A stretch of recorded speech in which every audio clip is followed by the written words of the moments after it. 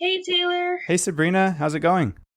it's going great. Long time no see. I know, and I know our listeners could probably tell, but the Miseducation team has been on summer break, and Sabrina and I just wanted to check in with a few updates.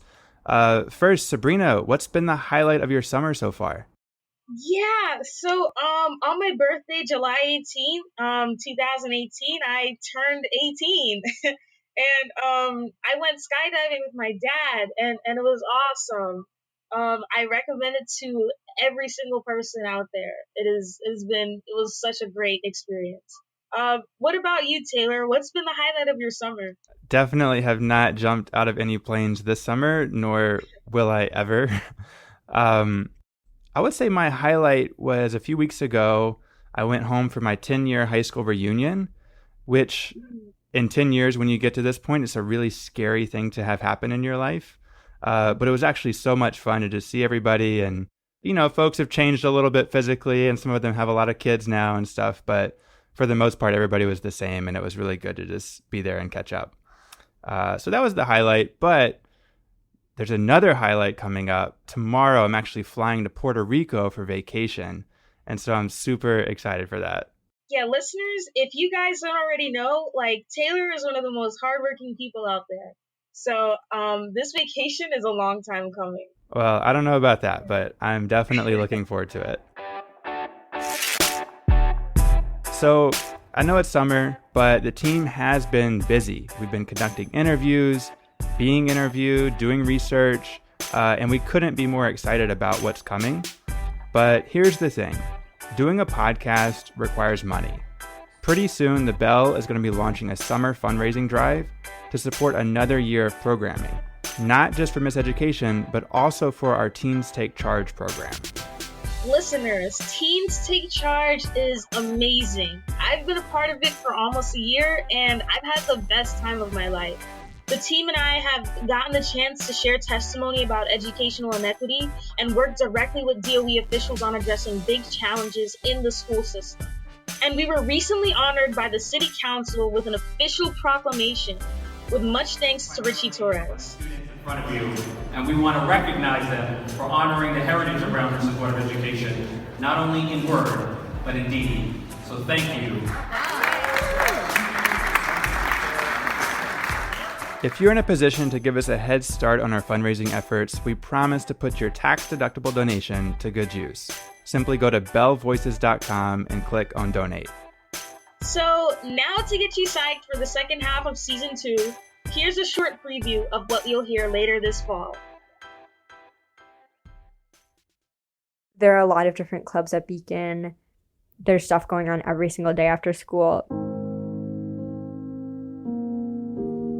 Model Congress, Student Government, Math Club, Beacon Inc. After school, where do we go? We don't go anywhere. We just sit around. We don't do anything really productive. Like there's a BSU, an ASU, Muslim Student Union, Latinx Student Union, Be Queer, Photo Club, Film Club, probably. There's no way Beacon would have all of the arts we have, or all the clubs we have, or the sports we have, if it weren't for the fact that our students are predominantly wealthy, and therefore our parents are predominantly wealthy and give us money.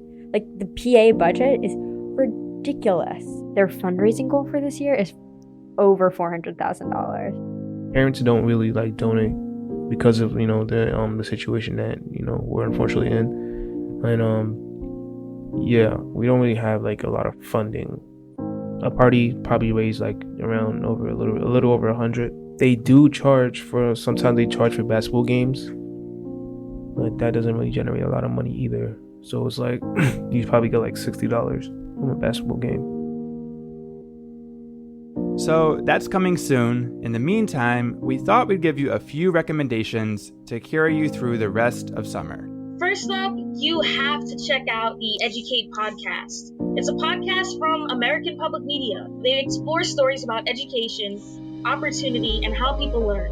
Educate comes out every other week, and in the late summer, right around back to school time, they release a series of documentaries that also air on public radio stations across the country.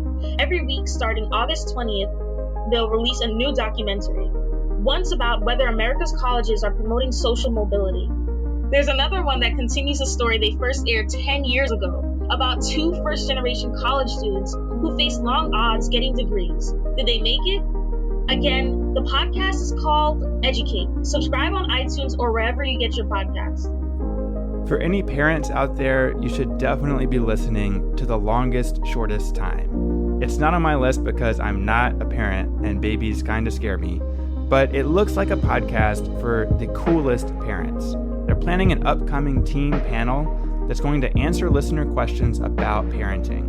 You might just hear a familiar voice.